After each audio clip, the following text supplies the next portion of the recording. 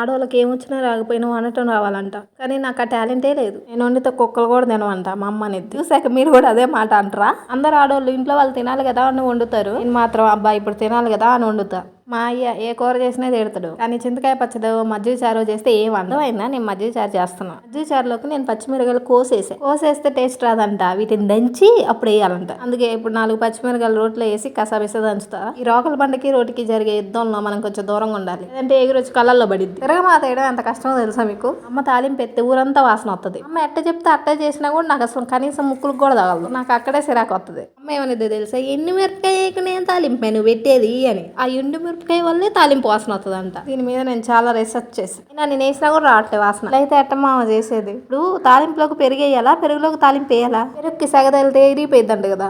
మజ్జిగ పులుసుకే ఎంత అల్లాడుతున్నా, రేపు చేసుకున్నాడు చికెన్ మటన్ వండమన్నాడు అనుకో, వచ్చింది గొర్రె పుట్టింటికే ఇంకా. కాబట్టి మై ఫ్యూచర్ హస్బెండ్ వంట నేర్చుకో, లేకపోతే రోజు మజ్జిగ పులుసే ఇంక నీకు. రీల్ ఎవరికి షేర్ చేయాలి తెలుసుగా? ఎవరి ఇంట్లో అయినా సరే ఇంట్లో కూతురికి వంట రాదనుకో, కొడుక్కి ఖచ్చితంగా వంట వస్తుంది. అసలు మా తమ్ముడు వండుతాడు, కలవరెత్తారు ఎవరైనా. నేను ఎప్పుడు చేస్తే కనీసం దొండకాయ కూడా ఆగదు. అట్లా ఉంటుంది మనతో మరి.